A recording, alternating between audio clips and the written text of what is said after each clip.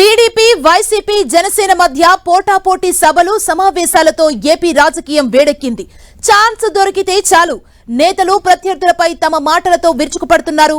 AP మంత్రి అంబటి రాంబాబు మరోసారి పవన్ పై fire అయ్యారు. కేవలం తెలుగుదేశం కోసమే పార్టీ పెట్టిన వ్యక్తి పవన్ కళ్యాణ్ అని కామెంట్ చేశారు.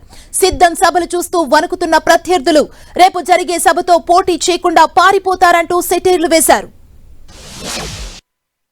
175 జగన్మోహన్ రెడ్డి గారు గెలిచి ముఖ్యమంత్రిగా కాబోతున్నారనేటువంటి విషయం చాలా స్పష్టంగా తాడేపల్లిగూడెంలో జరిగిన జెండా సభలో జెండా ఎత్తేశారు, తెల్ల జెండా ఎత్తారు, అర్థమవుతుంది.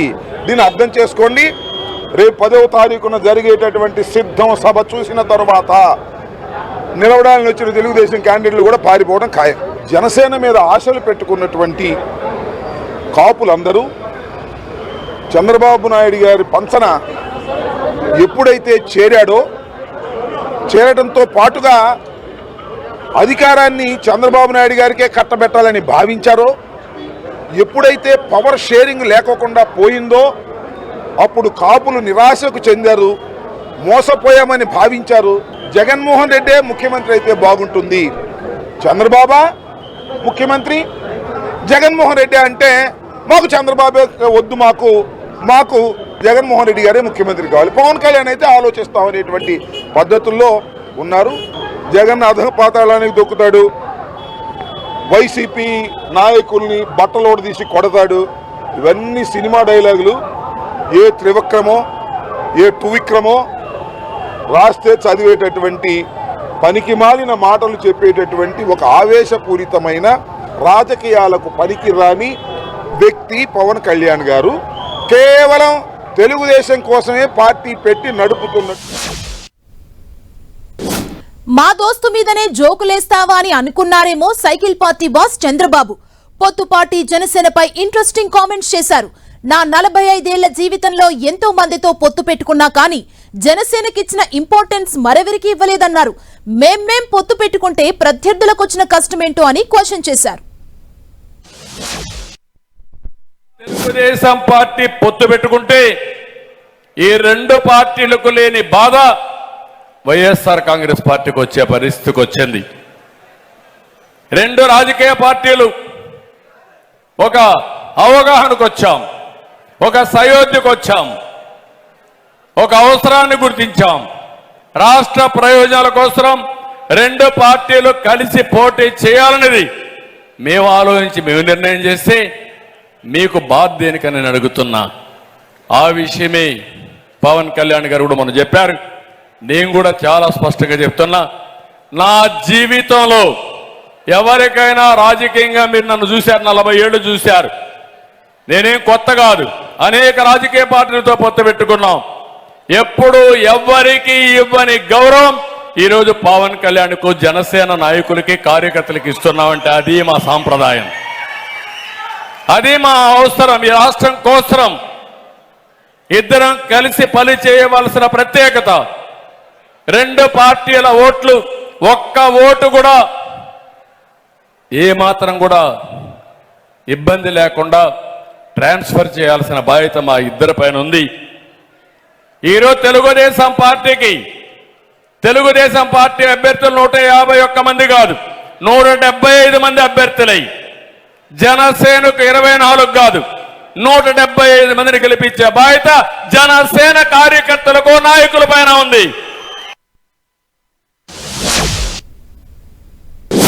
టీడీపీ జనసేన పొత్తుతో వచ్చినా మేం చిత్తు చేస్తామంటున్నారు ఎంపీ విజయసాయిరెడ్డి. సిద్ధం సభలతో రోజు రోజుకు వైసీపీ గ్రాఫ్ పెరుగుతుందన్న ఆయన 175 సీట్లు గెలవడం పక్కా అని అంటున్నారు.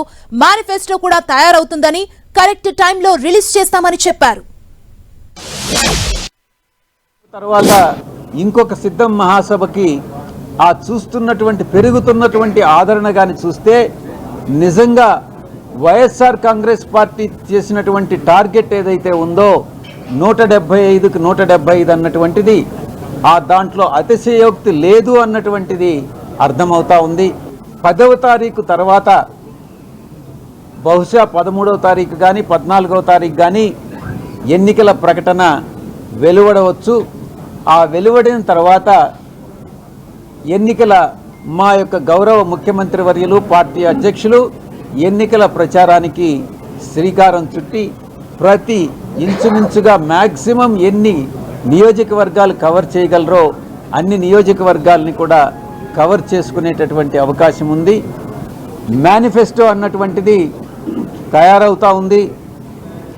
అది సరి అయిన సమయంలో ఆ మేనిఫెస్టోని రిలీజ్ చేయడం జరుగుతుంది.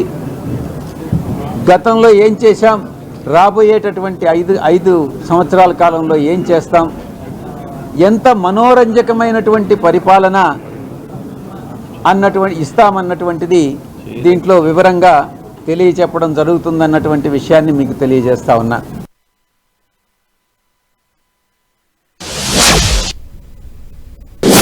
175 సీట్లలో గెలుపు పక్కా అని విజయసాయిరెడ్డి అంటుంటే విశాఖలో 15కు 15 స్థానాలు గెలిచేలా వ్యూహాలు సిద్ధం చేస్తున్నట్లు చెబుతున్నారు మంత్రి అమర్నాథ్. విశాఖ జిల్లాలోని 3 ఎంపీ సీట్లు కూడా వైసీపీ ఖాతాలోనే పడతాయని కామెంట్ చేశారు. ఉమ్మడి విశాఖపట్నం జిల్లాలో ఉన్నటువంటి 15 నియోజకవర్గాలు, గతంలో ఏవైతే 11 నియోజకవర్గాలు గెలుచుకున్నామో ఈసారి 15కు 15 గెలుచుకోవాలనేటువంటి దిశగా పనిచేస్తూ ఉన్నాం. ఉమ్మడి విశాఖపట్నం జిల్లాలో ఉన్నటువంటి 3 పార్లమెంట్ నియోజకవర్గాలు, 15 అసెంబ్లీ నియోజకవర్గాలు గెలుచుకునేటువంటి దిశగా పనిచేస్తామని చెప్పి కూడా గతంలో చెప్పాం. దానికి అనుగుణంగా ఏ రకమైనటువంటి ప్రణాళికలు రూపొందించాలి, ఏ రకంగా ఎన్నికల ప్రచారాలు చేయాలి, ఏ రకంగా ఎన్నికల ప్రణాళికలు రూపొందించాలి, జగన్మోహన్ రెడ్డి గారి నాయకత్వాన్ని మరింతగా ఏ రకంగా బలపరచాలి. ఎందుకంటే అటు గ్రామీణ ప్రాంతం, ఇటు నగర ప్రాంతం, అటు గిరిజన ప్రాంతం కలిగినటువంటి ఒక ప్రత్యేకమైనటువంటి జిల్లా ఉమ్మడి విశాఖపట్నం జిల్లా. కాబట్టి తప్పకుండా గతంలో వచ్చినటువంటి సీట్ల కన్నా ఒక సీట్ అన్నా ఎక్కువగా తెచ్చుకునేటువంటి దిశగా అందరం కూడా కలిసికట్టుగా పనిచేస్తాం. జనసేనాని టార్గెట్ చేశారు వైసీపీ ఎమ్మెల్యే రాచమల్లు శివప్రసాద్ రెడ్డి. పవన్ కు జగన్ అంటే భయం పట్టుకుందని, అందుకే నోటికొచ్చినట్లు మాట్లాడుతున్నారంటూ కామెంట్ చేశారు. ఇంకో నెలన్నర తర్వాత ఎవరికి ఏమవుతారనేది తెలుస్తుందని చురకలంటించారు. ఒక పార్టీని గద్దె దింపడానికి నేను శక్తిపరుడు అని చెప్పుకునే వ్యక్తి మాట్లాడాల్సిన మాటలేనా అని చెప్పి నేను అడుగుతానా? సార్, నీకు రాజకీయ పరిణితి ఉందా అని అడుగుతానా? రాజకీయ సాంప్రదాయాలు, రాజకీయ విలువలు, ఆ సంస్కారం నీకు లేదు అనేది స్పష్టమైపోయింది. ఎవరైనా ఒక పార్టీ అధ్యక్షుడు ఇంకొక పార్టీ అధ్యక్షుడు పట్టుకొని నువ్వు 4వ పిల్లంగా నాకు రా అని చెప్పి నువ్వు మాట్లాడుతున్నావు అంటే నువ్వు ఎంత అసలుకు మానసిక ఒత్తిడికి గురవుతున్నావు, ఎంత టెన్షన్కు గురవుతున్నావు. అసలు మా జగన్ మేము మాట్లాడుకునే దానికంటే రోజులు మీరు ఎక్కువ మాట్లాడుతున్నారు. అందుకే 4వ పిల్లంగా రా అని చెప్పి మాట్లాడుతున్నావు అంటే నీకు పువ్వు పట్టినావు, మదం ఎక్కింది, అక్కస ఎక్కువైంది, చాలా నీకు అసూయ ఎక్కువైంది, దిక్కు తెలియడంలే. ఇంకా నీకు ఒక నెలన్నర తర్వాత జగన్మోహన్ రెడ్డి నీకు పిల్లం అవుతాడో, మొగుడైతాడో, డ్యాష్ అవుతాడో నెలన్నర తర్వాత. పవన్ పై రాచమల్లు ఫైర్ అవుతుంటే వైసీపీ సర్కార్ చేసిన అభివృద్ధిని చూసి జనసేనాని భీమవరం వదిలి పిఠాపురం వెళ్లిపోయారని అన్నారు భీమవరం ఎమ్మెల్యే గంధి శ్రీనివాస్. పనిలో పనిగా టీడీపీ మాజీ ఎమ్మెల్యే పూలపర్తి రామాంజనేయులపై గంధి శ్రీనివాస్ సెటైర్లు వేశారు. పవన్ కళ్యాణ్ గారు లాంటి వ్యక్తి ఒక గొప్ప సర్టిఫికేట్ ఇచ్చారని చెప్పుకుంటున్నారు. కానీ రేపు మీరు చెప్పాలి, మీరు ఇవ్వాలి సర్టిఫికేట్. మొన్న ఏం చేశారు? 19 ఎన్నికల్లో 3rd ప్లేస్లో పెట్టారు కదా, 3వ ప్లేస్లో పెట్టారు కదా, అవునమ్మా పెట్టారు కదా. మీరు ఇచ్చిన సర్టిఫికేట్ ఏంటి? మీరు ఇచ్చిన సర్టిఫికేట్ కన్నా పవన్ కళ్యాణ్ గారు ఇచ్చిన సర్టిఫికేట్ గొప్పదా? పవన్ కళ్యాణ్ గారు ఇంకా గంధి సీన్కి వదిలేస్తున్నారా ఇది? ఎందుకంటే బాగా చేస్తున్నాడు అని చెప్పేసి వదిలేసి ఎక్కడో పిఠాపురం వెళ్ళిపోతాడు కదా. ఎవరికి మంచి సర్టిఫికేట్ ఇచ్చాడు? ఏ గ్రేడ్ ఎవరికి ఇచ్చాడు? నాకు ఇచ్చాడా, ఆయనకి ఇచ్చాడా? ఎవరికి ఇచ్చారమ్మా? అది జగన్మోహన్ రెడ్డి గారి నాయకత్వంలో, రాజశేఖర రెడ్డి గారి నాయకత్వంలో పనిచేయడం నా అదృష్టం. మీకు సేవ చేసుకునే అదృష్టం నాకు కలగడం నా అదృష్టంగా మంగళగిరిలో మరోసారి వైసీపీ జెండా ఎగరడం ఖాయమంటున్నారు ఫ్యాన్ పార్టీ లీడర్ ఆర్కే. మహిళా అభ్యర్థి లావణ్య కుటుంబానికి రాజకీయ చరిత్ర ఉందన్న ఆర్కే మంగళగిరి సీటు గెలిపించి జగన్ కు గిఫ్ట్ గా ఇస్తామని చెబుతున్నారు. పాత రోజుల్లో కాంగ్రెస్ పార్టీకి, తద్వారా జరిగినటువంటి రాజకీయ పరిణామాల తర్వాత వైఎస్ఆర్ కాంగ్రెస్ పార్టీకి అండగా నిలబడినటువంటి ప్రజలందరూ అండగా నిలబడినటువంటి ప్రాంతం ఇది. అవతల వ్యక్తి ఎవరైనా కూడా, ఎలాంటి వాళ్ళైనా కూడా తిరిగి మళ్ళా వైఎస్ఆర్ కాంగ్రెస్ పార్టీ మహిళా అభ్యర్థి శ్రీమతి మురుగుడు లావణ్య గారిని మంగళగిరి ప్రజలు ఆశీర్వదిస్తారనే నమ్మకం మా అందరికీ ఉంది. Local non local, OC versus BC. నేను ఓసీగా ఉన్నప్పుడే అవతల వ్యక్తి ఓసీ అయినా కూడా ఇక్కడ ప్రజలు నన్నే గెలిపించారు. ఇవాళ మహిళా అభ్యర్థి, బీసీ అభ్యర్థి, పైగా లోకల్ అభ్యర్థి, ఇక్కడ పైగా వాళ్ళ మామగారు 2 పర్యాయాలు ఎమ్మెల్యేగా చేస్తున్నారు, మంత్రిగా చేస్తున్నారు రాజశేఖర రెడ్డి గారి దగ్గర. అదేవిధంగా శ్రీమతి మురుగుడు లావణ్య గారి అమ్మగారు ఎమ్మెల్యేగా చేస్తున్నారు. అంటే రాజకీయ నేపథ్యం ఉన్నటువంటి చరిత్ర కలిగినటువంటి కుటుంబం. ప్రతి గ్రామం, ప్రతి మూల కూడా వాళ్ళకి తెలుసు. కాబట్టి ఇవన్నీ కలిసి వచ్చే అంశాలు. పైగా ఈ 5 సంవత్సరాలు జగనన్న ద్వారా ఇక్కడ జరిగినటువంటి అభివృద్ధి, సంక్షేమం అనేది ఇవాళ మాకు శ్రీరామ రక్షగా నిలబడుద్దని చెప్పి నేను భావిస్తూ ఉన్నాను. ఖచ్చితంగా వైఎస్ఆర్ కాంగ్రెస్ పార్టీకి ప్రజలు ఈసారి మళ్ళా ఇక్కడ బీఆర్ఎస్ మేడిగడ్డ టూర్ పై మంత్రి శ్రీధర్ బాబు ఫైర్ అయ్యారు. కాళేశ్వరం విషయంలో బీఆర్ఎస్ సర్కార్ ప్రజలకు క్షమాపణలు చెప్పాల్సింది పోయి రాజకీయం చేస్తారా అంటూ సీరియస్ అయ్యారు. ప్రాజెక్ట్ కూలిపోయే పరిస్థితి తీసుకొచ్చినాక వాళ్ళు పోయి చూస్తామంటే ప్రజలందరూ కూడా గమనిస్తూ ఉన్నారు. కట్టింది మీరు, మీ అంతటా మీరు నష్టం చేసి ఈ ప్రాంత ప్రజలకి, ప్రత్యేకంగా రైతు సోదరులకు, రాష్ట్ర వ్యాప్తంగా ఉన్న రైతు సోదరులకు, రాష్ట్ర వ్యాప్తంగా ఉన్న ఈ ప్రాంత ప్రజలందరికీ కూడా 1,00,000 కోట్ల రూపాయలను వృధా చేసే క్రమంలో సరి అయిన ఓ కార్యాచరణ తీసుకోకుండా, మేము కాదనేది డ్యామ్ సేఫ్టీ ఇంజనీర్లు, కేంద్ర ప్రభుత్వానికి సంబంధించిన డ్యామ్ సేఫ్టీ అధికారులు చెప్పిండ్రు. నాణ్యతలో లోపం ఉన్నది, డిజైనింగ్లో లోపం ఉన్నది, దాని సంకల్పనలో లోపం ఉంది. అన్ని లోపాలు పెట్టుకొని మేము పోయి చూస్తామంటే మందబలం పోయితో చూస్తే ప్రజలందరూ హర్షిస్తాం అనుకుంటున్నారు. వారినే వారి చేతుల మీదుగా కట్టినరు. ఎందుకైంది చెప్పాల్సిన బాధ్యత ఉండే. ఈరోజు రాష్ట్ర ప్రజలకు క్షమాపణ చెప్పాల్సిన అవసరం ఉండే. ఇది మొత్తం కారణం వారై ఈరోజు అక్కడ కూర్చొని అరే నిజంగానే జరిగింది మా హయాంలో జరిగిందని టీఆర్ఎస్ పార్టీ ప్రభుత్వం ఒప్పుకొని ప్రజలకు క్షమాపణ. కేసీఆర్ నే టార్గెట్ చేశారు హస్తం లీడర్ నిరంజన్. కాళేశ్వరం ప్రాజెక్టులో జరిగిన తప్పిదం బీఆర్ఎస్ కు ఉచ్చు బిగుస్తుందన్నారు. గులాబీ పార్టీ ఏ తప్పు చేయలేదని చెప్పాలని ప్రయత్నిస్తుందని, అందులో భాగంగానే మేడిగడ్డకు వెళ్లారంటూ కామెంట్ చేశారు. నిపుణులను తీసుకెళ్లకుండా అక్కడికి వెళ్లి ఏం చేశారని బీఆర్ఎస్ లీడర్స్ ని క్వశ్చన్ చేశారు నిరంజన్. ఒక ఇష్యూ బీఆర్ఎస్ నాయకులు కేసీఆర్ చుట్టూ ఉచ్చు బిగుస్తున్నందున వారు తమను తాము కాపాడుకోవటానికి నానా తంటాలు పడుతున్నారు. అందులో భాగంగానే నిన్న మేడిగడ్డకు ఒక పిక్నిక్గా వెళ్ళి రావటం జరిగింది. గాలి కబుర్లతో ఒక పవర్ పాయింట్ ప్రజెంటేషన్ చేయటం జరిగింది. గతంలో కేటీఆర్ గారు ఏమన్నారంటే, ముఖ్యమంత్రి గారు రమ్మన్నప్పుడు మేమే కట్టినాం కదా చూసేదేముందన్నాడు. మళ్ళీ నిన్న ఆయన పోయి చూసిందెందుకు, ఎవరినైనా నిపుణులను తీసుకుపోయి చూయించిండా అంటే నిపుణులను తీసుకుపోయి ఏదో చూయించినట్టు మాత్రం ఇక్కడ కనబడలేదు. ఒక మాట మాత్రం అన్నాడు, నిపుణులు వారు చెప్తుంది ఏంటంటే ఎంబడే మరమ్మతులు చేసి రైతులకు వాటర్ ఇవ్వాలన్న మాట చెప్పడం జరిగింది.